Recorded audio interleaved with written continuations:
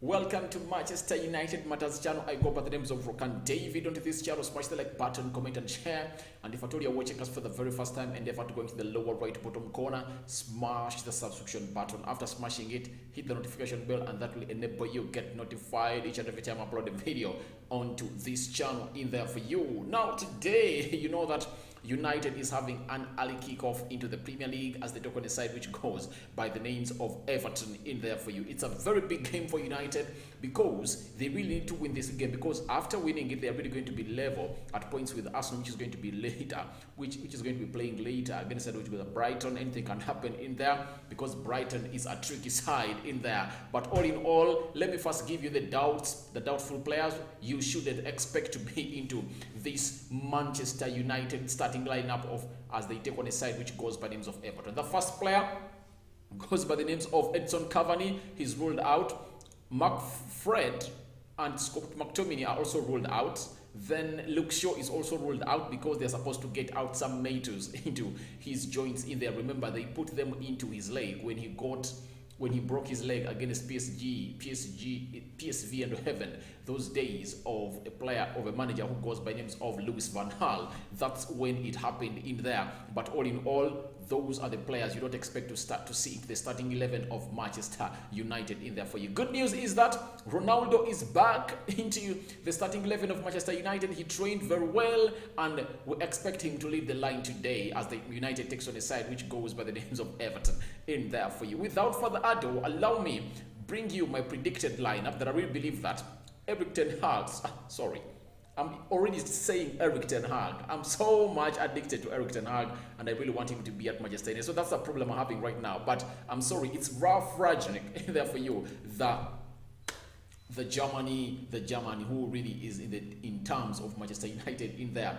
We start with David De Gea in goal. We all know that he's going to start in goal. No reasons as to why you put him off bench in there. But Dean Henderson might get his breakthrough season. You never know at Manchester United under a manager who goes by the names of Eric Ten Hag, because Eric Ten Hag is believed to be a manager who likes sweeper goalkeepers in there for you. Diego Dalot is expected to start into the right full back of Manchester United. Remember very well that Diego Dalot is really so much improved as a player ever since he left a team which goes by the names of AC Milan on loan. He really changed a lot in his style of play, and Aaron Wan-Bissaka has been benched most of the times ever since a manager who goes by the names of Ralf Rangnick became the interim. He has played Diego Dalot so many times in there for you. Let's go to the central defense partnership and see in there, because Rafael Varane is out. There comes in Victor Lindelof to partner with the captain of the team who goes by the names of Harry Maguire. Remember, Varane is out with an injury, and the manager says he is really known to well and he won't feature into this game of Everton in there for you. Then we go to the left fullback. Of course, Luke Shaw being absent again. That is, remember, he really got out limping into the first 45 minutes of the game of Leicester City at Old Trafford, and they brought on Alex Telles, and Alex Telles is expected to come in and play for a side which goes by Manchester United at the left fullback in there. Goodbye to Scott McTominay and Freddie, that is Mark Freddie in there, because we don't expect to see them to the starting lineup of this team of Manchester United as they take on a side which goes by names of Everton at Goodson Park, because they are both injured, and that means Nemanja Matic and Paul Pogba are really going to play into that midfield, something that I'm really going to react on after I play you my entire starting 11 in there for you.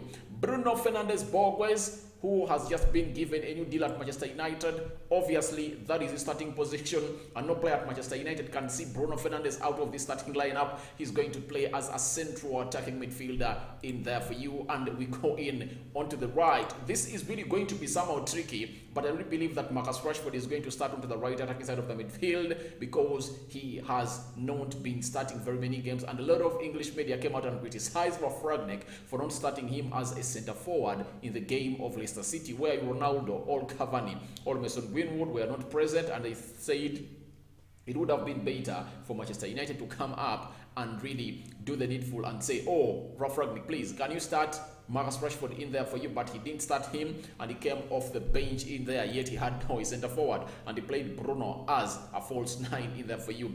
Jadon Sancho obviously starting off the left attacking side of the midfield, and Cristiano Ronaldo returns to lead the line in there for Manchester United. Now let me break you down this lineup and why I really believe that this is really going to be something great for Manchester United. First and foremost, when you look at Varane being away, that's a very big blow for Manchester United. I really believe that this is not something we shouldn't be even discussing about this season, about how injuries have really laid Varane down. I really thought that for the first injury that he got, and he played only 2 games, the game of Tottenham Hotspur under Ole Gunnar Solskjaer and that of Atalanta away in Italy, he played close to 30 minutes and he was taken off the pitch because he was hurried back. That's the reason I really thought that they hurried him back.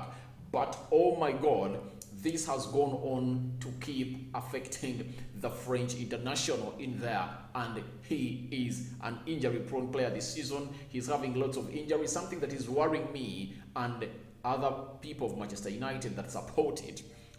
Is his age. When you look at his age, he's at an age of 28, 29 in there, and you know what happens between that age. The more you grow up, the more injuries. If at all you've not been having very many injuries, then you'll get limited again. But if at all you've been injury prone, that injury keeps on growing and it costs your career in there. So to me, I really believe that Manchester United are really destined to a very bad day in the central defense, because when you have Varane, at least you know that we aren't going to concede a stupid goal. His command helps Harry Maguire, Diego Dalot and Alex Telles in there into that back 4 in there. And by the way, each and every time any Premier League striker is attacking off centre forward, is attacking Rafael Varane, he has some bit of respect for him.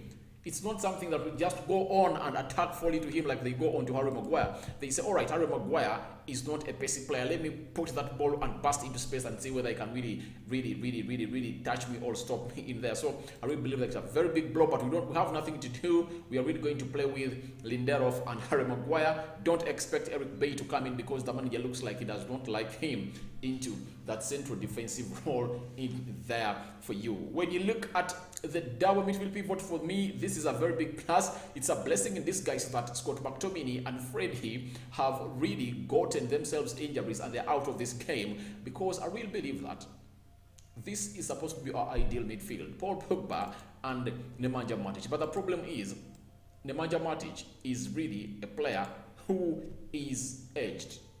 He's 33 years of age, and being 33 years of age, you know what it means in the Premier League. Nemanja Matic has really run out and is worn out, especially the Premier League, because the best he can give you is 60 minutes at last, at most 60 minutes. And if at all you really leave him onto the pitch, just know he's going to fault the entire team, because he won't be able to switch those balls or to stop runs from these other players, and he will affect your team. So to me, I don't know how United is going to do it tomorrow, but I know Nemanja Matic will play 90 minutes tomorrow in Paul Pogba into that double midfield pivot in there for you, as you see them there for you. And I really recommend them a lot, because that double midfield pivot is really going to do wonders against Everton. I'm really going to see the likes of Alan, Dokore, and who else plays in the midfield. Danny Van Beek is injured, and even if he would have been not injured, he would have played this game, because United wouldn't allow him to play against his team in there. But that double midfield pivot really looks great, and I really believe that's going to do wonders. And I think United are really going to go in and score very many goals in there, especially in the first half, because we know that we now have a sitting CDM that is really going to start these attacks and go ahead to use the midfield area, especially passing those balls through the middle into the central axis of the midfield in there for you.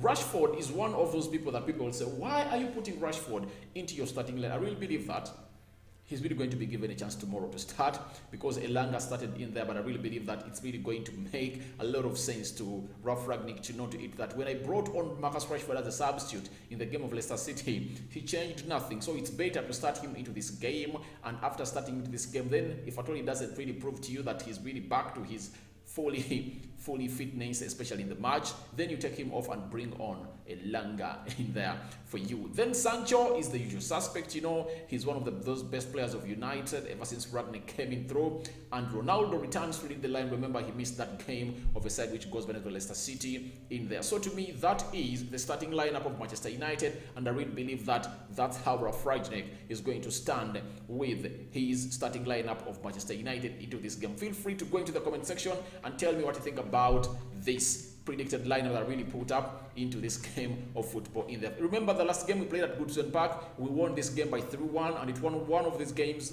that would have caused social problems to be sacked because United had just been beaten away in Istanbul Başakşehir by 2-1, and even in the Premier League we had lost to a certain team that I don't recall very well, but Bruno Fernandes put up a brace, and a player who goes by the names of Edson Cavani scored his first goal for Manchester United at Goodson's Park in there for you. I sign out for now, but watch out for Cristiano Ronaldo because he's really going to come in through and put in those goals at the back of the net in there.